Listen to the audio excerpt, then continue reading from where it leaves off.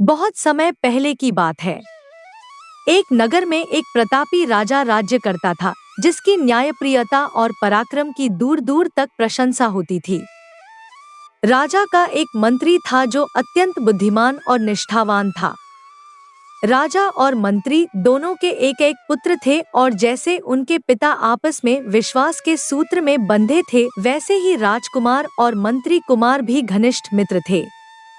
वे एक दूसरे पर अटूट विश्वास करते और सच्चे मित्रों की तरह हर समय साथ खेलते कूदते रहते। एक दिन राजकुमार और मंत्री कुमार शिकार के उद्देश्य से जंगल की ओर निकल पड़े। शिकार करते करते वे दोनों नगर से बहुत दूर निकल गए। समय का भान न रहा और जब शाम ढलने लगी तो उन्होंने जंगल में ही रात बिताने का निश्चय किया। विश्राम के लिए उपयुक्त स्थान खोजते खोजते अचानक उनकी नजर दूर कहीं से आ रही तेज रोशनी पर पड़ी। उत्सुकता से भरे दोनों मित्र उस प्रकाश की ओर बढ़े। जैसे ही वे पास पहुंचे, उन्होंने देखा कि प्रकाश का स्रोत कोई साधारण दीपक नहीं, बल्कि एक विशाल और भयानक सांप था, जिसकी मणि से अद्भुत चमक निकल रही थी। वह सांप मणि के चारों ओर धीरे धीरे घूम रहा था और उसकी चमक पूरे जंगल को रोशन कर रही थी। दोनों कुमार सांस रोके इस दृश्य को देख रहे थे। मंत्री कुमार ने राजकुमार की ओर देखते हुए कहा, यह एक भयंकर विषधर है। यदि इसकी मणि को किसी चीज से ढक दिया जाए तो इसे आसानी से मारा जा सकता है। कुछ क्षण सोचने के बाद दोनों ने योजना बनाई। पास के तालाब से गीली मिट्टी लाकर उन्होंने मणि के ऊपर डाल दी। जैसे ही मणि मिट्टी के नीचे दब गई, चारों ओर घना अंधकार छा गया। सांप अंधेरे में छटपटाने लगा। वह व्याकुल होकर इधर-उधर फन मारता रहा, लेकिन अब वह बेबस था। यही सही मौका देखकर दोनों कुमारों ने अपनी तलवारें निकाली और सांप के टुकड़े टुकड़े कर दिए। सांप का अंत होते ही उन्होंने मणि उठा ली। इसके बाद वे निश्चिंत होकर रात भर वृक्ष के नीचे विश्राम करने लगे। सुबह जब वे उठे तो ताजगी से भरे जंगल में घूमने निकले। कुछ दूर चलते चलते उन्हें एक सुंदर सरोवर दिखाई दिया। सरोवर के चारों ओर अद्भुत फुलवारी फैली हुई थी, मानो प्रकृति ने अपने हाथों से इसे सजाया हो। परंतु इस सुंदर दृश्य के बीच सरोवर के तट पर बैठी एक युवती फूट फूट कर रो रही थी, मानो उसके हृदय में कोई गहरी पीड़ा हो। यह देखकर दोनों कुमार तुरंत उसके पास पहुंचे। मंत्री कुमार ने कोमल स्वर में पूछा, हे सुंदरी, तुम्हारे इस दुख का कारण क्या है? तुम इतनी व्याकुल होकर क्यों रो रही हो? युवती ने आंसू पोंछते हुए उनकी ओर देखा, मानो उसे उम्मीद की एक नई किरण मिल गई हो। लड़की ने आंसुओं से भरी आंखों को पोंछते हुए कहा, मैं इस राज्य की राजकुमारी हूँ। यह सुंदर बगीचा और यह सरोवर मेरे पिता ने बड़े प्रेम से बनवाया था। यहीं पास में उन्होंने हमारे रहने के लिए एक भव्य महल भी बनवाया था, जहाँ मैं अपने माता पिता के साथ रहती थी। लेकिन कुछ समय पहले एक भयंकर विषधर सांप ने मेरे माता पिता को एक एक कर डंस लिया और वे संसार से विदा हो गए। अब वह सांप मुझे मारने आने वाला है। आज मेरी बारी है। यह कहते ही वह फिर से फूट फूट कर रोने लगी। दोनों कुमारों ने उसकी व्यथा सुनी और सहानुभूति से कहा, हे राजकुमारी, अब तुम्हें भयभीत होने की कोई आवश्यकता नहीं। वह सांप जो तुम्हें मारने आ रहा था अब जीवित नहीं है। हमने कल रात उसे मार डाला है। यह सुनते ही राजकुमारी की आंखों में आशा की चमक लौट आई। उसकी खुशी का कोई ठिकाना नहीं रहा। वह एक क्षण को जैसे अपनी सारी पीड़ा भूल गई। जब दोनों कुमार वहां से जाने लगे तो राजकुमारी ने विनम्रता से कहा, आपने जो उपकार मुझ पर किया है उसे मैं जीवन भर नहीं भूल सकूंगी। आप शायद शिकारी हैं और मुझे लगता है कि आप बहुत थके हुए हैं। कृपया मेरी यह विनती स्वीकार करें और कुछ दिन मेरे अतिथि बनकर मेरे महल में रहें। मुझे विश्वास है कि आप मेरे इस अनुरोध को ठुकराएंगे नहीं। उसकी आंखों में कृतज्ञता और आशा का मिला जुला भाव झलक रहा था, मानो वह इन वीरों के साथ कुछ और समय बिताकर अपने जीवन की कटु स्मृतियों से दूर जाना चाहती हो। दोनों कुमार राजकुमारी के साथ उसके महल में चले गए। राजकुमारी ने उनके लिए हर प्रकार की सुविधाएं और आराम का प्रबंध कर दिया। महल में रहते हुए दोनों कुमार निश्चिंत होकर दिन गुजारने लगे और प्रतिदिन जंगल में शिकार के लिए जाते। उनकी उपस्थिति से राजकुमारी भी अब खुद को पूरी तरह सुरक्षित महसूस करने लगी थी, जैसे उसके जीवन में फिर से स्थिरता और शांति लौट आई हो। एक दिन जब दोनों कुमार शिकार पर गए हुए थे, राजकुमारी सरोवर में स्नान करने गई। सरोवर की निर्मल जलधारा में डूबकर वह जैसे अपने दुखों को भूल रही थी। उसी समय एक शिकारी राजकुमार प्यास से व्याकुल होकर पानी पीने सरोवर के किनारे पहुंचा। जैसे ही उसने राजकुमारी को स्नान करते देखा, उसकी अद्वितीय सुंदरता ने उसे सम्मोहित कर दिया। वह मंत्रमुग्ध होकर वहीं खड़ा रह गया और अचानक उसकी चेतना जैसे क्षीण हो गई। वह राजकुमारी की सुंदरता से इतना अधिक प्रभावित हुआ कि बेहोश होकर धरती पर गिर पड़ा। कुछ देर बाद जब राजकुमारी स्नान समाप्त कर सरोवर से वापस चली गई, तब शिकारी राजकुमार को होश आया, परंतु उसकी आंखें उस दिव्य रूप को फिर से देखने के लिए बेचैन थी। और जब उसे राजकुमारी कहीं नहीं दिखी तो वह पागलों जैसा व्यवहार करने लगा। बार बार बड़बड़ाते हुए कहने लगा, अभी तो यहीं थी और अब अचानक गायब हो गई। उसका मन इस रहस्यमयी सुंदरी की खोज में बेचैन हो उठा और वह जैसे स्वयं को उसकी झलक पाने के लिए व्याकुल करने लगा, मानो उसकी सारी चेतना उसी एक पल में बंध गई हो। राजकुमार बार बार अभी थी अभी गायब हो गई कहता हुआ अपने महल लौट आया। उसकी पागलों जैसी स्थिति देखकर राजा बेहद चिंतित हो गए। पूरे राज्य में यह चर्चा फैल गई कि राजकुमार पागल हो गया है। सभी के मन में चिंता व्याप्त हो गई, लेकिन किसी के पास कोई उपाय नहीं था। राजकुमार की हालत बिगड़ती गई और कई दिनों तक वैद्यों के उपचार का भी कोई असर नहीं हुआ। अंततः हताश राजा ने पूरे राज्य में एक घोषणा करवाई, जो भी व्यक्ति राजकुमार के पागलपन का इलाज कर उसे ठीक कर देगा, उसे आधा राज्य और राजकुमारी के साथ विवाह का वरदान मिलेगा। राजा की इस घोषणा से पूरे राज्य में हलचल मच गई। महल के पास रहने वाली एक वृद्धा ने सोचा, शायद राजकुमार पर किसी ने जादू टोना किया हो।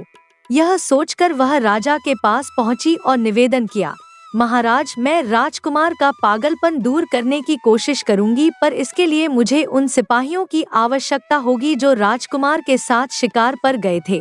राजा ने तुरंत आदेश दिया कि वे सिपाही वृद्धा के साथ जाएं और उसकी हर प्रकार से सहायता करें। बुढ़िया ने सिपाहियों से कहा, मुझे उस दिन की सारी जानकारी चाहिए जिस दिन राजकुमार पागल हुआ। वह कहाँ-कहाँ शिकार खेलने गया था, मुझे चलकर वह सब दिखाओ। हमें उसके हर कदम का पता लगाना होगा, तभी हम उसे ठीक कर पाएंगे। सिपाही बुढ़िया के साथ राजकुमार की यात्रा के मार्ग पर चल पड़े, इस उम्मीद में कि कहीं न कहीं इस रहस्य का हल छिपा होगा। सिपाही बुढ़िया को कई स्थानों पर घुमाते रहे और अंत में जब वे उसे उस सरोवर के पास लाए तो संयोग से उस समय भी राजकुमारी वहां स्नान करने आई हुई थी। जैसे ही चतुर बुढ़िया की नजर उस परम सुंदरी राजकुमारी पर पड़ी, उसने तुरंत भांप लिया कि यह राजकुमारी ही वह कारण है जिससे राजकुमार पागल हुआ है। बुढ़िया ने सिपाहियों को निर्देश दिया कि वे सरोवर के किनारे एक छोटी सी झोंपड़ी बना दे। झोंपड़ी बनते ही वह उसमें रहने लगी और प्रतिदिन राजकुमारी को आते जाते स्नान करते हुए चुपचाप देखती रहती। कई दिन बीत गए और बुढ़िया ने देखा कि राजकुमारी रोज आती, सरोवर में स्नान करती और बिना किसी से कुछ कहे चुपचाप चली जाती। एक दिन जब राजकुमारी स्नान करके जाने लगी तो बुढ़िया ने उसे प्रेम पूर्वक पुकारा, बेटी इधर आओ। मैं कई दिनों से इस झोंपड़ी में अकेली रह रही हूँ। तुम रोज आती हो, स्नान करती हो और चली जाती हो। कभी इस बुढ़िया के पास भी आकर बैठा करो। बातचीत करने से तुम्हारा भी समय कटेगा और मेरा भी। इस तरह हमारे मन हल्के हो जाएंगे। बुढ़िया के स्नेह और आत्मीयता से भरे शब्दों ने राजकुमारी के हृदय को छू लिया और वह मुड़कर उसकी ओर देखने लगी। बुढ़िया ने चालाकी से कुछ समय तक राजकुमारी को बातों में उलझाए रखा। जब राजकुमारी विदा लेने लगी तो बुढ़िया ने सिपाहियों को इशारा किया। सिपाहियों ने तुरंत राजकुमारी को जबरन पकड़ लिया और उसे राजा के महल में ले आए। राजकुमारी का हृदय फूट फूट कर रो रहा था। उसकी आंखों से आंसू थमने का नाम नहीं ले रहे थे और वह बुढ़िया को बद्दुआएं देती जा रही थी। राजकुमारी की इस दुर्दशा को देखकर राजा का हृदय भर आया। उसने बुढ़िया को दरबार में बुलवाया और क्रोधित स्वर में पूछा, तूने इस बेचारी लड़की को क्यों पकड़वाया? बुढ़िया ने झुकते हुए कहा, महाराज, यह वही अद्वितीय रूपवती है जिसके सौंदर्य के वश में आकर आपका राजकुमार पागल हो गया है। बुढ़िया की बातों से राजा को यकीन हो गया। वह राजकुमारी की ओर देखकर बोला, बेटी, तुम्हें यहाँ कोई कष्ट नहीं होगा। अगर सचमुच तुम्हारे कारण मेरा बेटा इस हाल में पहुँचा है तो मेरी मदद करो। मेरा बस एक ही बेटा है और मैं चाहता हूँ कि तुम उससे विवाह कर लो। राजकुमारी बुढ़िया की छलकपट से आग बबूला हो रही थी। क्रोध से उसकी आंखें लाल हो उठीं और उसने दृढ़ स्वर में कहा, मैं इस प्रस्ताव पर विचार करने के लिए 12 वर्षों की कठोर तपस्या करूंगी। इसके बाद ही अपना निर्णय सुनाऊंगी। राजा राजकुमारी के शब्दों में छिपी गंभीरता को भाप गया और उसने प्रसन्न मन से उसे 12 वर्षों की तपस्या का समय दे दिया।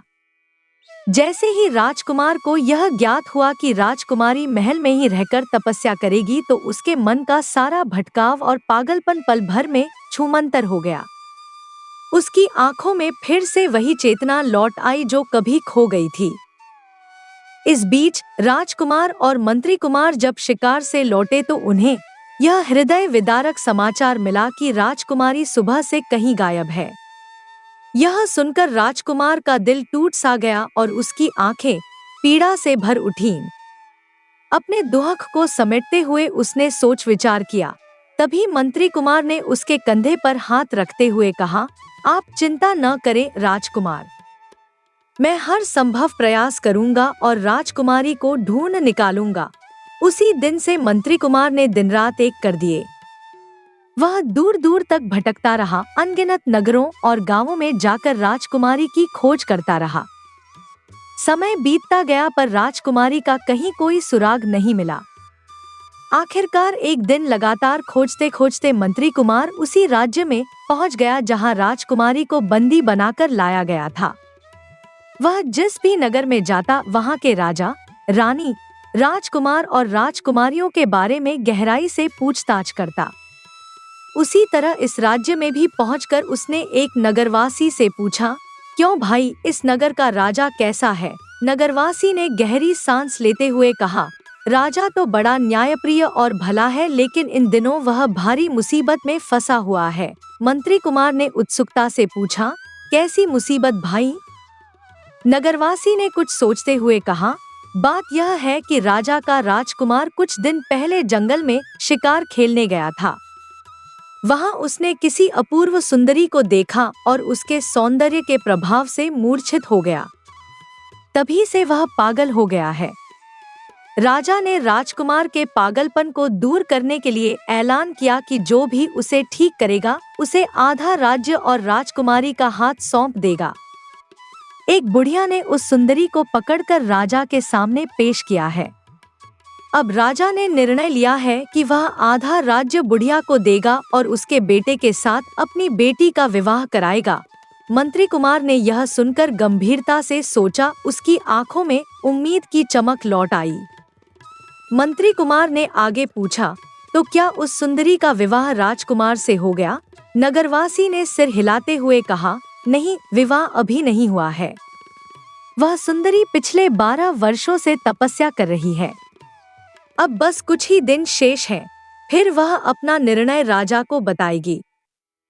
हालांकि सुंदरी के आने से राजकुमार का पागलपन पूरी तरह ठीक हो गया है। मंत्री कुमार ने फिर पूछा, वह बुढ़िया और उसका बेटा कहाँ है? नगरवासी ने जवाब दिया, राजमहल के पास ही बुढ़िया की एक झोंपड़ी है। उसका बेटा खुद पागल है।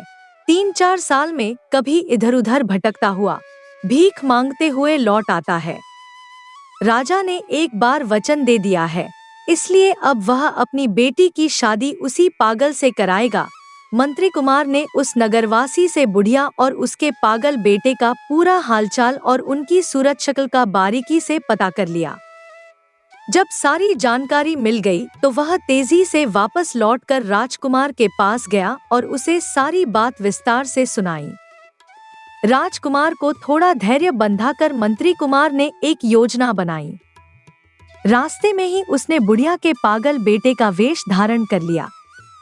अब वह सिरफिरों की तरह बड़बड़ाता अजीबोगरीब हरकतें करता हुआ पागलों जैसा दिखने लगा। इस भेष में वह सीधे बुढ़िया की झोंपड़ी की ओर चल पड़ा, मानो वही उसका घर हो। बुढ़िया ने मंत्री कुमार को अपना पागल बेटा समझ लिया और उसे बड़े लाड से पुचकारते हुए बोली, अरे बेटा तू आ गया, ये तो बड़ी खुशी की बात है। अब तेरी शादी राजकुमारी से जरूर होगी। हमारे लिए भी महल बन जाएगा और तू आधा राज्य लेकर राजा बनेगा। मंत्री कुमार बुढ़िया की बातें चुपचाप सुनता रहा और जब भी बोलता तो उसके पागल बेटे की तरह ही बड़बड़ाता। उसने कोई शक नहीं होने दिया। खाना खाकर वह उसी रात बुढ़िया की झोंपड़ी में सो गया, जैसे वह वहीं का हो। अगली सुबह होते ही पूरे राज्य में शोर मच गया, बुढ़िया का पागल बेटा लौट आया है। बुढ़िया खुशी से फूली नहीं समा रही थी। वह अपने बेटे को लेकर राजमहल गई, जहां राजा ने उसे अपना होने वाला दामाद मानते हुए पूरे महल में घूमने फिरने की और राजकुमारी से मिलने की आज्ञा दे दी। मंत्री कुमार बुढ़िया के पागल बेटे का रूप धारण किए पूरे महल में पागलों की तरह इधर उधर घूमता रहा। अपनी भूमिका में डूबा हुआ वह उस स्थान तक पहुंच गया जहां राजकुमारी तपस्या में लीन थी। जैसे ही वह उसके पास पहुंचा, उसने धीरे से फुसफुसाते हुए कहा, मैं बुढ़िया के बेटे का रूप बनाकर यहाँ तक पहुंचा हूँ। अब तुम बिल्कुल चिंता मत करो। आज रात इसी भेष में मैं तुम्हारे पास आऊंगा। तुम तैयार रहना, सही मौका पाकर मैं तुम्हें यहाँ से निकाल ले जाऊंगा।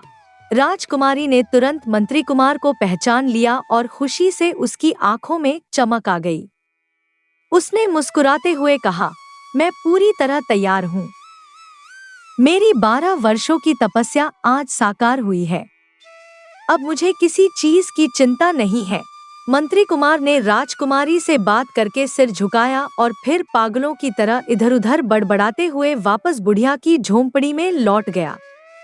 महल के सभी सिपाही और कर्मचारी उसे राजा का होने वाला दामाद मानकर उसका आदर सत्कार करने लगे।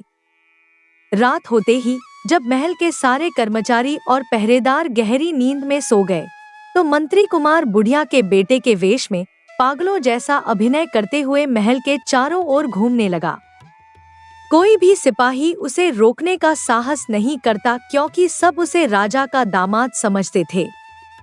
उसे महल के अंदर बाहर आने जाने की पूरी आजादी थी। मंत्री कुमार धीरे धीरे चलते हुए राजकुमारी के कक्ष तक पहुंचा, जहां वह पहले से ही तैयार बैठी थी। बिना किसी आवाज के उसने राजकुमारी का हाथ थामा और उसे महल से बाहर ले आया। रास्ते में कुछ सिपाहियों ने उन्हें देखा, परंतु उन्होंने सोचा कि राजा की बेटी अपने होने वाले पति के साथ टहलने निकली है, इसलिए किसी ने उन्हें रोकने की कोशिश नहीं की। धीरे धीरे रात की चुप्पी में मंत्री कुमार और राजकुमारी महल से दूर होते गए। जब तक सुबह की पहली किरण फूटी, वे दोनों उस राज्य की सीमाओं को पार कर चुके थे। रात में जब राजकुमारी के महल से भाग जाने की खबर राजा तक पहुंची, तो उसका हृदय दुख से भर गया। पूरे राज्य में शोक की लहर दौड़ गई, मानो कोई अनहोनी हो गई हो। उधर मंत्री कुमार राजकुमारी को लेकर राजकुमार के पास पहुंचा। दोनों के चेहरे पर जैसे खुशियों की बहार लौट आई। उनके जीवन में मानो फिर से हरियाली छा गई थी।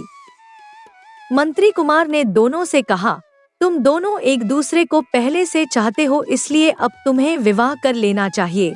राजकुमार और राजकुमारी जो एक दूसरे के प्रेम में बंधे थे, खुशी खुशी मंत्री कुमार की सलाह मान गए। विवाह के पवित्र बंधन में बंधने के बाद मंत्री कुमार ने गंभीरता से कहा, हमें घर छोड़े 12 वर्ष से अधिक हो गए हैं। हमारे माता पिता निश्चित ही हमारी चिंता में डूबे होंगे। अब हमें अपने राज्य लौट जाना चाहिए। राजकुमार, राजकुमारी और मंत्री कुमार ने उसी दिन अपने राज्य की ओर प्रस्थान किया। सफर लंबा था और रास्ते की थकावट ने धीरे धीरे राजकुमार और राजकुमारी को घेर लिया। उनकी थकी आंखों को देखकर मंत्री कुमार ने एक विशाल वृक्ष के नीचे आराम करने की व्यवस्था कर दी। शांत हवा और घने वृक्ष की छांव में दोनों ने चैन की सांस ली, मानो एक लंबी यात्रा के बाद सुकून के पल मिले हों। जब राजकुमार और राजकुमारी वृक्ष की ठंडी छाया में गहरी नींद में सोए हुए थे, तभी उसी वृक्ष की ऊंची डाल पर 2 पंछी आकर बैठ गए। वे आपस में चहकते हुए कुछ बातें कर रहे थे। मंत्री कुमार अत्यंत बुद्धिमान था और उसे पक्षियों की भाषा समझने का ज्ञान था। जैसे ही पंछियों की बातचीत शुरू हुई, मंत्री कुमार ने ध्यान से सुनना शुरू किया। एक पंछी बोला, मंत्री कुमार और राजकुमार एक दूसरे के प्रति सच्चा प्रेम रखते हैं, लेकिन दुर्भाग्य से कल उनका साथ हमेशा के लिए छूट जाएगा। दूसरे पंछी ने चिंतित होकर पूछा, अरे ऐसा कैसे हो सकता है? पहला पंछी धीरे से बोला, जब राजकुमार अपने राज्य पहुंचेगा तो राजा उसकी सवारी के लिए एक हाथी भेजेगा।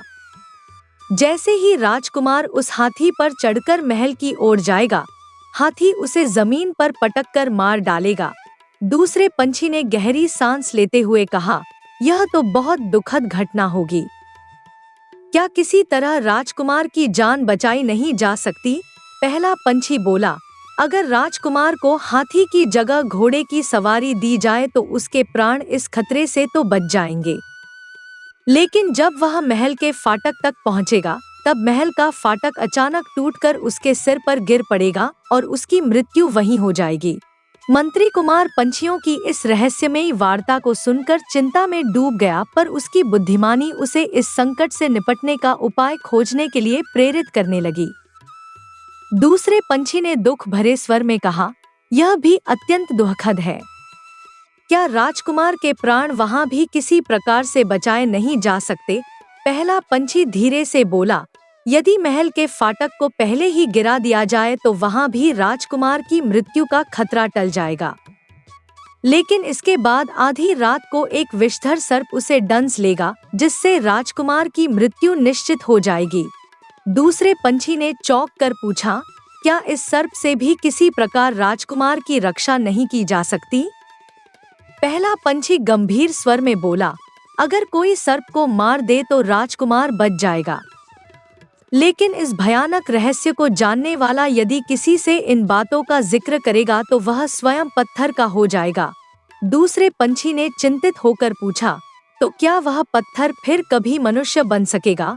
पहला पंछी बोला, हाँ, वह पत्थर दोबारा मनुष्य तब बनेगा जब उसके सामने राजकुमार के 2 पुत्रों का बलिदान दिया जाएगा, तभी वह पत्थर जीवित हो सकेगा। दूसरा पंछी दुखी स्वर में बोला, अर्थात अंत में भी राजकुमार के 2 पुत्रों को बलिदान देना ही पड़ेगा। क्या उनके जीवित होने का कोई उपाय है? पहला पंछी थोड़ी देर मौन रहा और फिर बोला, हाँ, एक उपाय है। जो मनुष्य पत्थर के शरीर से मुक्त होकर मनुष्य शरीर धारण करेगा, यदि वह इन पर अपना हाथ रखेगा तो वे सभी जीवित हो उठेंगे। मंत्री कुमार, जो यह सब सुन रहा था, मन में एक गहरी चिंता और त्याग का संकल्प लेकर वहां लेटा रहा। सूरज की पहली किरण के साथ ही सुबह हो गई और दोनों पंछी उड़कर दूर चले गए। मंत्री कुमार, जो उनकी हर बात बड़े ध्यान से सुन और समझ रहा था, चुपचाप बैठा रहा। उसने फिर राजकुमार और राजकुमारी को जगाया और सबने राज्य की ओर प्रस्थान किया। दूसरे दिन जब राजकुमार अपने राज्य की सीमा में पहुंचा तो चारों ओर उत्सव का माहौल था। राजा ने उन्हें लेने के लिए सीमा पर ही हाथी, घोड़े और पालकी की व्यवस्था कर दी थी। जब राजकुमार हाथी पर सवार होने जा रहा था, तभी मंत्री कुमार ने विनम्रता पूर्वक कहा, राजकुमार, मेरी यह विनम्र इच्छा है कि आज मुझे हाथी पर चढ़ने का अवसर दें और आप घोड़े पर सवार होकर महल तक चलें। राजकुमार मुस्कुराया और सहजता से बोला, यह तो कोई बड़ी बात नहीं। लो, मैं घोड़े पर सवार होता हूँ और तुम हाथी पर चढ़ जाओ। इस प्रकार दोनों मित्र अपने गंतव्य की ओर बढ़ चले, जहाँ राज्य के लोग अपनी खुशी में झूमते हुए उनकी प्रतीक्षा कर रहे थे। मंत्री कुमार हाथी पर, राजकुमारी पालकी में और राजकुमार घोड़े पर सवार होकर राजमहल की ओर बढ़े। जब वे महल के विशाल फाटक के पास पहुँचे तो मंत्री कुमार को पंछियों की बातें याद आईं। उसने आदरपूर्वक राजकुमार से कहा, राजकुमार, यदि मेरी बात माने तो इस फाटक को गिरवाकर ही महल में प्रवेश करें। राजकुमार कभी भी मंत्री कुमार की सलाह को नहीं टालता था। उसने अपने पिता से निवेदन किया और उनकी आज्ञा से महल का फाटक गिरवा दिया गया। इसके बाद राजकुमारी, राजकुमार और मंत्री कुमार महल के भीतर प्रवेश कर गए। सारा राज्य उत्सव की ध्वनियों से गूंज रहा था। हर ओर बाजे बज रहे थे और लोग खुशी में झूम रहे थे। परंतु मंत्री कुमार का मन अभी भी पंछियों की बातों में उलझा हुआ था। रात को जब पूरा नगर गहरी नींद में डूबा हुआ था और घड़ी ने 12 बजने की सूचना दी, तब मंत्री कुमार ने अपनी तलवार उठाई और राजकुमार के कक्ष की ओर बढ़ा। राजकुमार के कक्ष के बाहर पहरेदार मुस्तैदी से तैनात थे, लेकिन राजकुमार और मंत्री कुमार की अटूट मित्रता के कारण किसी ने उसे रोका नहीं। जब मंत्री कुमार कक्ष में पहुंचा तो उसने देखा कि राजकुमार गहरी निद्रा में लीन था और एक भयानक काला सांप धीरे धीरे पलंग पर चढ़ता हुआ उसे डंसने के लिए तैयार था। मंत्री कुमार ने बिना एक पल गवाए तलवार की चमक के साथ सांप का सिर धड़ से अलग कर दिया। तलवार की खनक से राजकुमार की नींद टूट गई और पहरेदार भी दौड़ते हुए कमरे में आ पहुंचे। जब उन्होंने मंत्री कुमार के हाथ में चमकती तलवार देखी तो सभी हतप्रभ रह गए। पूरे महल में खलबली मच गई। सिपाहियों ने मंत्री कुमार को तुरंत राजा के सामने पेश किया। राजा ने मंत्री कुमार को तलवार के साथ देखा तो क्रोध से भरकर बिना कुछ पूछे समझे उसे फांसी देने का हुक्म सुना दिया। मंत्री कुमार को उसी रात कारागार में डाल दिया गया। अगले दिन पूरी प्रजा के सामने उसे फांसी दी जाने वाली थी। राजकुमार और राजकुमारी मंत्री कुमार के इस कृत्य को समझने में असमर्थ थे। राजकुमारी तो मानो इस बात पर विश्वास ही नहीं कर पा रही थी, क्योंकि मंत्री कुमार जैसा सच्चा और वफादार व्यक्ति ऐसा कुछ कर ही नहीं सकता था। परंतु हालात ऐसे उलट गए थे कि किसी के पास इसका कोई समाधान नहीं था। अगले दिन जब फांसी का समय आया तो भरे दरबार में राजा ने गंभीर स्वर में कहा, हमारे राज्य का नियम है कि फांसी के पूर्व अपराधी की अंतिम इच्छा पूरी की जाती है। मंत्री कुमार, बोलो, तुम्हारी अंतिम इच्छा क्या है? मंत्री कुमार ने शांत भाव से उत्तर दिया, महाराज, आप न्यायप्रिय और कृपालु हैं। यदि यह आपका नियम है तो मेरी विनती है कि राजकुमार और राजकुमारी को भी इस दरबार में बुलाया जाए। उनके सामने मैं कुछ महत्वपूर्ण और गुप्त बातें प्रकट करना चाहता हूँ। जब राजकुमार और राजकुमारी दरबार में पहुँचे तो मंत्री कुमार ने गंभीर स्वर में कहा, महाराज, भले ही मैं जो कुछ कहने जा रहा हूँ उसके बाद मेरा शरीर धीरे धीरे पत्थर में बदल जाएगा, पर मुझे इसका कोई भय नहीं है। मेरा एकमात्र दुख यह है कि मैं मित्रद्रोही कहलाकर इस संसार से विदा नहीं होना चाहता। मंत्री कुमार ने अपना दृष्टिकोण स्पष्ट करते हुए कहा, महाराज, जब हम जंगल से लौट रहे थे तो मैंने एक पेड़ पर बैठे 2 पंछियों को बातचीत करते सुना। मैं पक्षियों की भाषा समझता हूँ। उनमें से एक कह रहा था कि महल लौटते समय हाथी राजकुमार को पटककर मार डालेगा। यदि राजकुमार घोड़े पर सवार होता है तो उसकी जान बच सकती है। इसी कारण मैंने आग्रह किया कि मैं हाथी पर सवार हो जाऊं और राजकुमार घोड़े पर। यह कहते ही मंत्री कुमार का शरीर घुटनों तक पत्थर में बदल गया। यह दृश्य देखकर दरबार में सन्नाटा छा गया और सबकी आंखों में आश्चर्य झलकने लगा। मंत्री कुमार ने अपनी बात जारी रखी। पंछियों ने यह भी कहा था कि यदि राजकुमार हाथी से बच भी गया तो महल का फाटक उसके प्राणों का अंत कर देगा। अगर फाटक को समय से पहले गिरा दिया जाए तो उसकी जान बच सकती है। इसीलिए मैंने राजकुमार से आग्रह किया था कि फाटक गिरवा दिया जाए। यह कहते कहते मंत्री कुमार का शरीर गले तक पत्थर में बदल चुका था। दरबार में मौजूद हर दरबारी की आंखें दुख और अवसाद से भर उठीं। सभी के दिलों से भारी आहें निकलने लगीं और पूरे दरबार में गहरे शोक की लहर दौड़ गई। मंत्री कुमार ने अपनी अंतिम बात कहते हुए कहा, पंछियों की तीसरी चेतावनी यह थी कि रात के 12 बजे जब राजकुमार गहरी नींद में सो रहा होगा, एक विषैला सर्प उसे डंस लेगा। अगर कोई उस सर्प को मार डाले तो राजकुमार की जान बचाई जा सकती है। यही कारण था कि मैं तलवार लेकर राजकुमार के कक्ष में गया था। यदि आप सब जाकर देखें तो राजकुमार के पलंग के नीचे मरा हुआ सर्प अब भी पड़ा मिलेगा। लेकिन पंछियों ने यह भी कहा था कि अगर वह व्यक्ति जो राजकुमार की रक्षा करेगा इन घटनाओं का रहस्य किसी से साझा करेगा तो उसका शरीर पत्थर में बदल जाएगा। इसी डर से मैं अब तक मौन था। जैसे ही मंत्री कुमार ने यह कहा, उसका शेष शरीर भी पत्थर में बदल गया। दरबार में सन्नाटा छा गया। राजा, मंत्री और प्रजाजन उस विचित्र और दुखद घटना को देख और सुनकर शोक में डूब गए। सभी के मुख से यही निकल रहा था, बेचारे मंत्री कुमार ने तो केवल भलाई की थी और उसी में अपने प्राण गंवा दिए। राजकुमार और राजकुमारी इतने शोकाकुल थे कि कई दिनों तक उन्होंने न कुछ खाया न पिया। मंत्री कुमार की निष्ठा और त्याग से उनका हृदय टूट गया था। राजकुमार ने मंत्री कुमार के पत्थर बन चुके शरीर को ससम्मान अपने महल में एक भव्य मंदिर बनवाकर उसमें रखवा दिया। राजकुमार और राजकुमारी प्रतिदिन उस पत्थर शरीर की पूजा किया करते थे, मानो वह कोई दिव्य प्रतिमा हो। समय बीतता गया। राजकुमार के 2 पुत्र हुए। उन्होंने भी अपने माता पिता की भांति मंत्री कुमार के पत्थर शरीर की पूजा करना जारी रखा। वर्षों तक उस मंदिर में निष्ठा और आदर के साथ मंत्री कुमार की भक्ति की जाती रही। एक दिन जब राजकुमार अपने महल के मंदिर में मंत्री कुमार के पत्थर बने शरीर की पूजा कर रहा था, तभी अचानक मंत्री कुमार प्रकट हुए और गंभीर स्वर में बोले, राजकुमार, यदि तुम मुझे निर्दोष मानते हो और मेरे पुनः जीवित होने की इच्छा रखते हो तो अपने दोनों पुत्रों का बलिदान मेरे समक्ष करो। मंत्री कुमार की यह मांग सुनकर राजकुमार हतप्रभ रह गया और वह तुरंत राजकुमारी के पास पहुंचा। उसने दुखी मन से कहा, मंत्री कुमार आज स्वयं प्रकट हुए थे।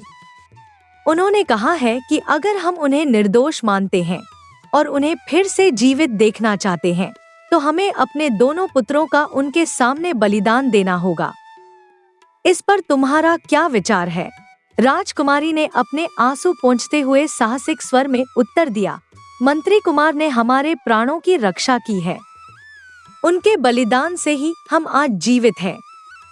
उनके पुनर्जन्म के लिए हम अपने प्राणों से भी प्यारे पुत्रों को समर्पित कर देंगे। राजकुमार और राजकुमारी ने उसी क्षण अपने दोनों पुत्रों को मंत्री कुमार के पत्थर शरीर के सम्मुख बलिदान कर दिया। मंत्री कुमार पुनः जीवन को प्राप्त हो गए। उन्होंने प्रसन्न होकर राजकुमार और राजकुमारी की ओर देखते हुए कहा, धन्य हो तुम दोनों।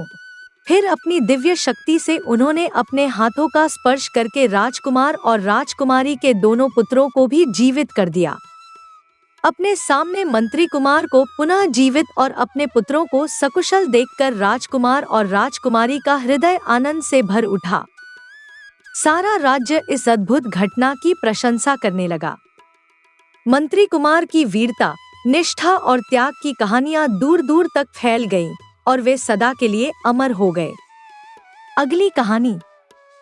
सेठ पुरुषोत्तम लाल हरियाणा के भिवानी नगर, जिसे प्रेम से छोटी काशी भी कहा जाता है, के सबसे प्रतिष्ठित सेठ थे। उनके पास अपार संपत्ति थी और उनके धन की ख्याति दूर दूर तक फैली हुई थी। गंगापुर नगर के सेठ साहूकार ही नहीं बल्कि वहां के राजा और आसपास के रजवाड़े भी उनके प्रभाव और संपत्ति से परिचित थे। समय समय पर राजा और रजवाड़ों के शासक भी सेठ पुरुषोत्तम लाल से ऋण लेते थे। इस तरह उनकी धाक हर जगह थी। सेठ पुरुषोत्तम लाल केवल धनवान ही नहीं, बल्कि अपने धर्मपरायणता और समाज सेवा के लिए भी प्रसिद्ध थे। पूरे क्षेत्र में उनके द्वारा खुदवाए गए कुएं और बावड़ियां आज भी उनके धार्मिक और सामाजिक कार्यों की गवाही देते हैं। उन्होंने दीन दुखियों की सहायता करने और गरीब विद्यार्थियों को शिक्षा दिलाने के लिए हमेशा तत्परता दिखाई। वह परोपकार और सेवा में कभी पीछे नहीं हटे। उनके आचरण में निष्ठा और समर्पण के भाव थे और उनकी धार्मिक प्रवृत्ति के साथ साथ समाज कल्याण में उनकी आस्था अद्वितीय थी। अपनी जवानी में सेठ पुरुषोत्तम लाल एक बेटी के पिता बने और यह घटना उनके जीवन में एक नई रोशनी लेकर आई। सेठ पुरुषोत्तम लाल ने अपनी इकलौती बेटी का विवाह बड़े धूमधाम से किया, पर उनके जीवन में एक कमी थी, एक बेटे की। सेठ, सेठानी और गंगापुर नगर के सभी लोग मिलकर प्रार्थना करते थे कि ऐसे धर्मपरायण और दानवीर सेठ को भगवान एक पुत्र प्रदान करें। कहा जाता है कि सच्चे मन से की गई प्रार्थनाओं में बड़ी शक्ति होती है। आखिरकार भगवान ने उनकी पुकार सुन ली। बुढ़ापे में सेठ को एक सुंदर और स्वस्थ बेटा प्राप्त हुआ। इस शुभ अवसर पर सेठ ने दिल खोलकर दान दक्षिणा दी और पूरे नगर में उत्सव का आयोजन किया। पुत्र का जन्म उनके जीवन का सबसे बड़ा सुख बन गया। सेठ ने अपना सारा समय बेटे को बड़ा होते देखने में लगा दिया। व्यापार की गद्दी उन्होंने अपने विश्वासपात्र मुनीम को सौंप दी और 24 घंटे बेटे की बाल लीलाओं में रमने लगे, परंतु उनका मन फिर भी नहीं भरता था। बेटा जब 14-15 साल का हुआ तो सेठ ने पोते के मुंह की लालसा में उसका विवाह करवा दिया। अब युवा बेटा सुख संपदा और रासरंग में खो गया। सेठानी बार बार सेठ से कहती, आप उसे व्यापार सिखाइए ताकि वह आपके व्यापार को संभाल सके, पर सेठ हंसकर कहता, सेठानी, बनिए का बेटा माँ के पेट से ही वाणिज्य का ज्ञान लेकर आता है, उसे सिखाने की आवश्यकता नहीं। सेठ, जिसने खुद अपने बचपन में गरीबी और संघर्ष का सामना किया था, अपने पुत्र को वह सब कुछ देना चाहता था जो उसे खुद बचपन और जवानी में नहीं मिला था। उसे अपने बेटे को सुख सुविधाओं और आनंद में डूबा देखकर असीम संतोष मिलता।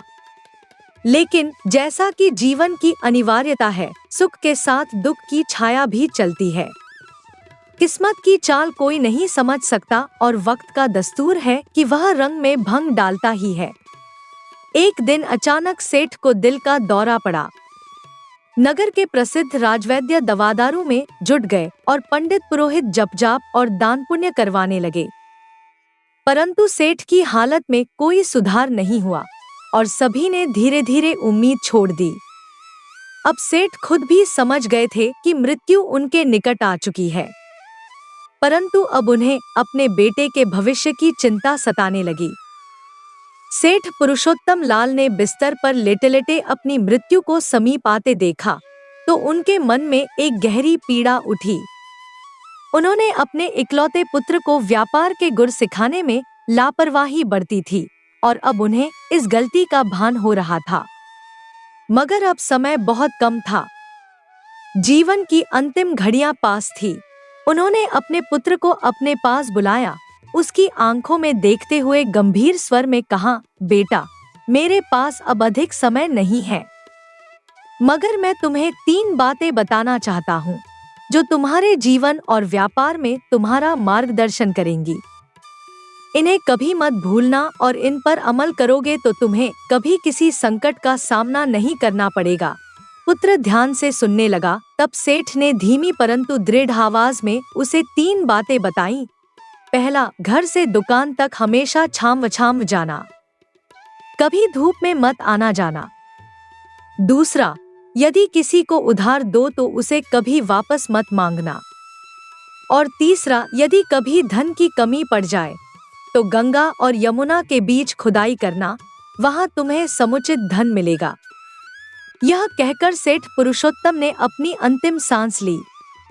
उनके चेहरे पर शांति थी, मानो वे अपने पुत्र को वे 3 बातें सौंपकर जीवन का सबसे बड़ा उपहार दे गए हों। नगर में सेठ पुरुषोत्तम लाल की मृत्यु की खबर से हाहाकार मच गया। सेठ की लोकप्रियता और प्रतिष्ठा ऐसी थी कि राजा स्वयं उसकी अंतिम यात्रा में शामिल हुआ। सेठ पुत्र ने पूरी श्रद्धा से पिता की अंत्येष्टि, पिंडदान और अन्य धर्म कर्म के कार्य पूरे किए। पूरे 1 महीने तक इन्हीं कर्मों में समय बीत गया। जब सारी रस्में समाप्त हो गईं, तो सेठानी ने अपने बेटे को याद दिलाया, अब तुम्हें व्यापार संभालना होगा। लेकिन सेठ पुत्र, जो अब तक रासरंग और ऐशो आराम में डूबा हुआ था, रातों को देर तक जागता और सुबह देर से उठता था। पहले दिन जब वह हवेली से दुकान के लिए निकला तो बाहर तेज धूप निकली हुई थी। अचानक उसे पिता की दी हुई पहली सीख याद आई, छाव में ही दुकान पर जाना है, कभी धूप में मत जाना। वह तुरंत घर लौट आया और शामियाना लगाने वालों को बुलवाया। अगले दिन से उसने हवेली से दुकान तक पूरे रास्ते में शामियाने लगवा दिए, ताकि वह छाव में चलकर जा सके। अब हर रोज वह 11 बजे के आसपास दुकान पहुंचता, मगर चूंकि उसे व्यापार में रुचि नहीं थी, वह अनमने ढंग से 2-3 घंटे दुकान पर बैठता और फिर दोपहर होते ही वापस उसी शामियाने की छाव में घर लौट आता। रातें उसकी पुरानी आदत के अनुसार फिर से रंगरास और मस्ती में बीतने लगी। दुकान पूरी तरह से मुनीमों और नौकरों के भरोसे छोड़ दी गई। धीरे धीरे शहर के लोग समझने लगे कि सेठ पुरुषोत्तम का यह बेटा उतना समझदार नहीं था जितना उसके पिता ने सोचा था। व्यापार धीरे धीरे ढलान पर आने लगा और नगर के लोग उसकी नादानियों पर चर्चा करने लगे। सेठ पुरुषोत्तम लाल का बेटा अपने पिता की दूसरी सीख के अनुसार उधार देता पर कभी वापस नहीं मांगता। नगर के चालाक व्यापारी और अवसरवादी सेठ पुत्र की इस मूर्खता का फायदा उठाने लगे। वे अपने आदमियों को भेजकर उधार लेते और फिर कभी लौटकर नहीं आते। इधर सेठ के कुछ ईमानदार नौकर और मुनीमों ने उसे समझाने की कोशिश की, लेकिन सेठ पुत्र ने उनकी बातों को गंभीरता से नहीं लिया और उन्हें डांट फटकार कर भगा दिया। समय बीतता गया और आखिरकार एक दिन व्यापार पूरी तरह से बर्बाद हो गया। जो जमापूंजी थी वह ऐशो आराम और रासरंग में बह गई। सेठ की कभी समृद्ध हवेली में अब फाकों की नौबत आ गई। अब अचानक सेठ पुत्र को पिता की तीसरी और अंतिम सीख याद आई, यदि कभी धन की कमी हो तो गंगा और यमुना के बीच खुदाई कर लेना, वहां से धन प्राप्त होगा। वह सोच में पड़ गया। गंगा और यमुना के बीच तो हजारों मील की दूरी है, फिर वह कहाँ खुदाई करे? बेचैन होकर वह अपनी माँ के पास गया और उनसे इस बात का मतलब पूछा। माँ ने गहरी सांस लेते हुए कहा, बेटा, मर्दों की गूढ़ बातें हम स्त्रियां कैसे जानें? तुम्हारे पिता के पुराने बूढ़े मुनीम पास के गांव में रहते हैं, वे इस बात का अर्थ जरूर जानते होंगे। तुम उनसे मिलकर इसका समाधान पूछो। अगले ही दिन सेठ पुत्र उस बूढ़े मुनीम के पास जा पहुंचा। उसने सारी बातें विस्तार से बताई और कहा, मैंने पिता की दी हुई हर सीख का पालन किया। मैंने घर से दुकान तक शामियाने लगवा दिए ताकि धूप में न जाना पड़े। मैंने उधार दिया पर किसी से वापस नहीं मांगा, फिर भी व्यापार चौपट हो गया। अब मुझे नहीं पता कि गंगा और यमुना के बीच खुदाई कैसे करूं, जहां से धन मिलेगा। सेठ पुत्र को असल में कुछ भी समझ नहीं आ रहा था। वह हताश होकर बोला, बाबा, मुझे तो यह तीसरी बात का कोई सिर पैर नहीं समझ आता। लगता है पिताजी के अंतिम समय में उनका दिमाग भ्रमित हो गया था, तभी ऐसी उल्टी सीधी सीख दी। बूढ़े मुनीम ने कुछ देर गंभीरता से सोचा, फिर गहरी सांस लेकर बोले, बेटा, तुमने अपने पिता की बातों का बस सतही अर्थ समझा है, उनका गूढ़ मर्म नहीं। यही कारण है कि आज तुम्हारी यह हालत है। आओ, मैं तुम्हें उनके कहे का असली मतलब समझाता हूँ। पहली सीख, छाव में ही जाना और छाव में ही आना का असल अर्थ यह था कि तुम सुबह सूरज निकलने से पहले दुकान पर पहुंचो और शाम को सूरज छिपने के बाद ही घर लौटो। इसका मतलब था कि दिन भर तुम अपनी दुकान संभालो और व्यापार पर ध्यान दो। यदि तुम ऐसा करते तो तुम्हारा कारोबार फलता फूलता और कभी चौपट न होता। दूसरी सीख, उधार दो पर वापस मत मांगो का मतलब यह था कि जब तुम किसी को 100 रुपए उधार दो तो उससे 125 रुपए की संपत्ति, गहना या अन्य मूल्यवान वस्तु गिरवी रख लो। इससे तुम्हें कभी खुद उधार वापस मांगने की जरूरत नहीं पड़ती। उधार लेने वाला व्यक्ति खुद तुम्हारा कर्ज चुकाकर अपनी गिरवी रखी वस्तु लौटाने को मजबूर होता। इस तरह व्यापार में नुकसान नहीं होता। बूढ़े मुनीम की बातें सुनकर सेठ पुत्र के माथे पर चिंता की लकीरें और गहरी हो गईं। वह समझ गया था कि उसने अपने पिता की बातों का सही अर्थ समझने में भारी भूल कर दी थी। सेठ पुत्र के मन में तीसरी सीख का रहस्य अब तक गूंज रहा था। बूढ़े मुनीम ने मुस्कुराते हुए कहा, चलो बेटा, इस आखिरी सीख का रहस्य भी तुम्हें समझा देता हूँ। चलो तुम्हारे घर चलते हैं।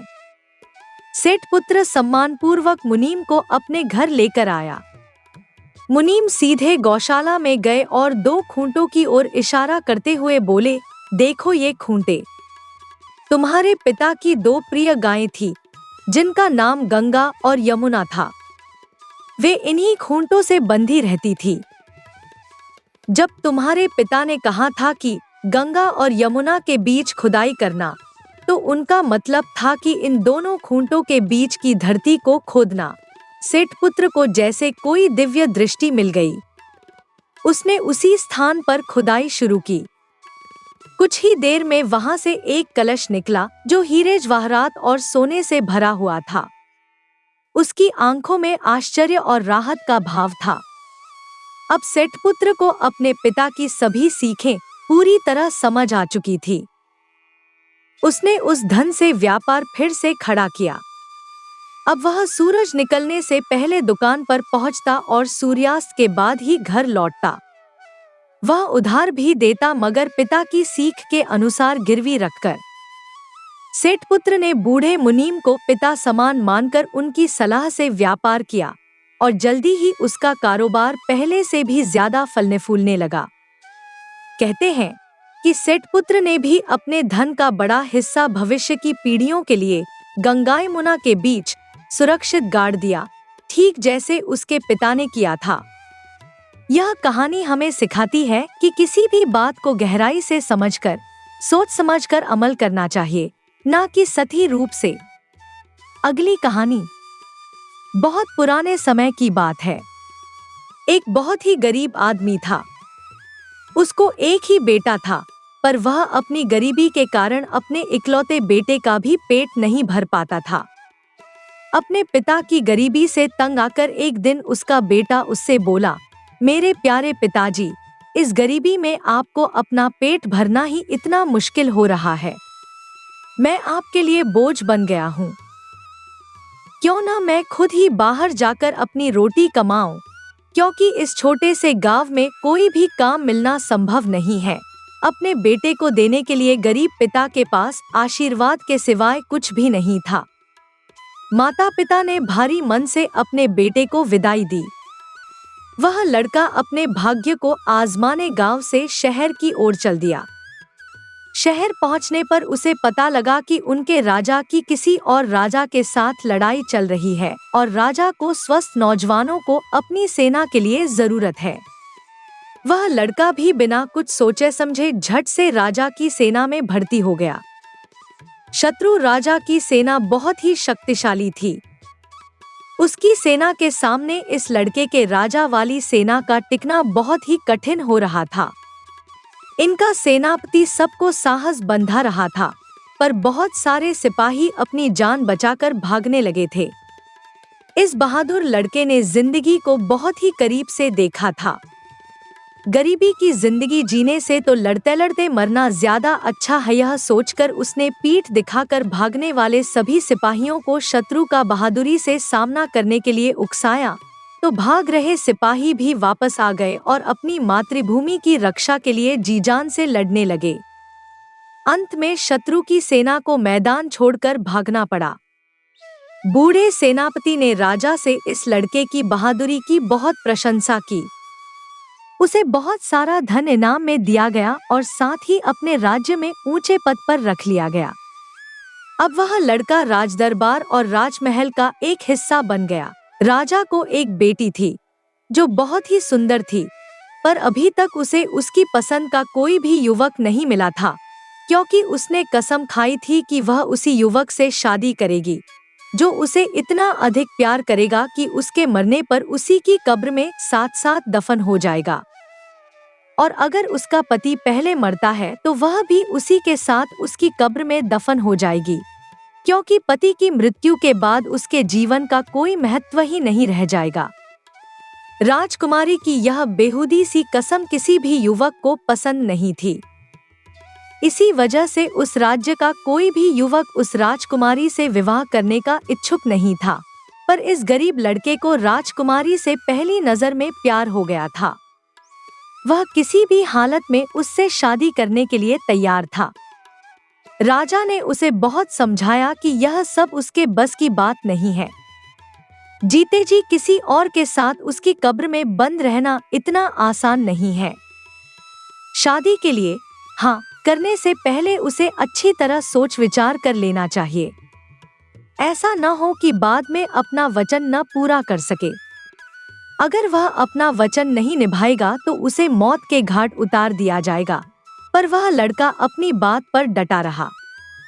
अंत में राजा को अपनी बेटी का विवाह उससे करना पड़ा। काफी समय तक दोनों पति पत्नी बहुत ही सुखी जीवन बिताते रहे, पर एक दिन अचानक ही राजकुमारी बहुत बीमार पड़ गई।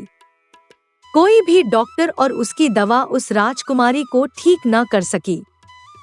काफी दिनों तक बीमार रहने के बाद एक दिन उस राजकुमारी की मृत्यु हो गई।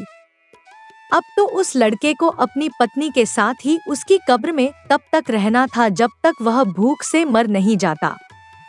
राजा को उस लड़के पर तरस आ गया, तो उसने अपनी बेटी के लिए एक बड़ी सी कब्र बनवाई और इस लड़के के लिए कुछ दिनों का खाना पानी भी उस कब्र में रखवा दिया। बेचारा लड़का उस भोजन में से बहुत ही कम भोजन करता, जिससे वह कुछ लंबे समय तक जीवित रह सके, क्योंकि जीते जी मरना उतना आसान नहीं था जितना उसने सोचा था। पर अब इस कब्र में घुट घुट कर मरने के अलावा उसके पास कोई और रास्ता नहीं था। बाहर निकलने पर राजा के सिपाहियों को उसे जान से मार देना था। धीरे धीरे उसका भोजन और पानी भी खत्म होने लगा। अब वह अपनी मौत का इंतजार करने लगा। तभी एक दिन उस कब्र में एक बड़ा सांप घुस गया। लड़के ने अपनी तलवार से उसके 3 टुकड़े कर दिए। अगले दिन एक और सांप उस कब्र में घुसा, पर पहले वाले सांप को मरा देखकर एकदम ही वापस चला गया। फिर थोड़ी देर बाद वह सांप अपने मुंह में एक बूटी लेकर फिर कब्र में आया और उस बूटी को मरे हुए सांप के फन व आंखों पर रखा, तो वह सांप फिर से जीवित हो गया और उसके देखते देखते दोनों सांप कब्र से गायब हो गए, पर वे अपनी बूटी वहीं छोड़ गए। लड़के ने सोचा कि क्यों न मैं इस बूटी को अपनी पत्नी के मुंह और आंखों पर रखें, शायद वह इससे जिंदा हो जाए। उसने वह बूटी उठाई और अपनी पत्नी के मुंह तथा आंखों पर रख दी। थोड़ी देर बाद उसकी मृतक पत्नी ने आंखें खोल दी और अपने पति को अपने पास देखकर बहुत हैरान हुई। उसके पति ने उसे कब्र से बाहर निकाला। राजकुमारी ने कब्र का दरवाजा खटखटाया, तो सिपाहियों ने राजा को इसकी सूचना दी। राजा ने खुद आकर उस कब्र का दरवाजा खुलवाया और अपनी लड़की को फिर से जीवित देखकर बहुत हैरान हुआ। उस लड़के ने सिवाय अपनी विश्वसनीय नौकर के किसी को भी सांपों की बूटी के बारे में नहीं बताया। उसने वह बूटी अपने उस नौकर को संभाल कर रखने के लिए दे दी, यह सोचकर कि कब इस बूटी की जरूरत पड़ जाए। उस विश्वसनीय नौकर ने भी उस बूटी को संभाल कर रख दिया। सांपों की बूटी से उस राजकुमारी की आदतें बहुत बदल गई। अब वह इस लड़के से इतना प्यार नहीं करती थी जितना पहले किया करती थी। अब वह बात बात में उससे झगड़ती थी और खुद को अपने पिता की गद्दी का मालिक समझती थी। एक बार उसने अपने पति के साथ दूर देश की यात्रा की योजना बनाई। राजा ने उसके जहाज को बहुत सारी सुविधाओं से भरकर उन दोनों को रवाना किया। उस जहाज को चलाने वाला कैप्टन उस राजकुमारी को अब अपने पति से अधिक पसंद आया। उसने अपने पति से अपना पीछा छुड़ाने के लिए उस कैप्टन से सहायता मांगी और उसे विश्वास दिलाया कि इसके मरने के बाद जब वह अपने पिता के पास पहुंचेगी तो वह उसी से शादी करेगी। कैप्टन को भी इसमें अपना फायदा नजर आया तो वह इस बात के लिए तैयार हो गया। एक रात को जब उसका पति सोया हुआ था तो राजकुमारी और जहाज के कैप्टन ने उसे उठाकर समुद्र में फेंक दिया। यह सारी घटना उसका विश्वसनीय सेवक देख रहा था। उसे यह सब देखकर बहुत दुख हुआ। तभी उसे सांपों की उस बूटी की याद आई जो उसने एक डिब्बी में रखी हुई थी। वह चुपचाप उस जहाज से निकला तथा आपातकाल के समय इस्तेमाल होने वाली एक नाव निकाली और उसे बचाने के लिए चल पड़ा। उधर राजकुमारी ने कैप्टन को जहाज को वापस अपने पिता के घर ले जाने की आज्ञा दी। विश्वसनीय सेवक ने समुद्र के गहरे पानी से युवक को बाहर निकाला और उस बूटी की सहायता से जीवित किया तथा फिर उसी नाव में बैठाकर उसे राजकुमारी से पहले ही राजा के महल में पहुंचा दिया। लड़के ने राजा को सारी घटना सुना दी, पर राजा को उसकी बातों पर विश्वास नहीं हुआ। वह बोला, मैं यह कभी नहीं मान सकता कि मेरी बेटी ऐसा नीच काम भी कर सकती है। जिस आदमी ने उसके लिए इतने दिन उसकी कब्र में गुजारे और फिर उसकी जान बचाई, वह उसे मारने की बात कैसे सोच सकती है? पर सच्चाई कभी छुप नहीं सकती। इतना कहकर उसने राजकुमारी के पति को अपने ही महल में छुपा दिया। अगले दिन उसकी बेटी का जहाज भी वापस आ गया। राजा के पास राजकुमारी बहुत दुखी सी आकर खड़ी हो गई। राजा ने उसे अकेले देखकर पूछा, बेटी, तुम अकेली कैसे?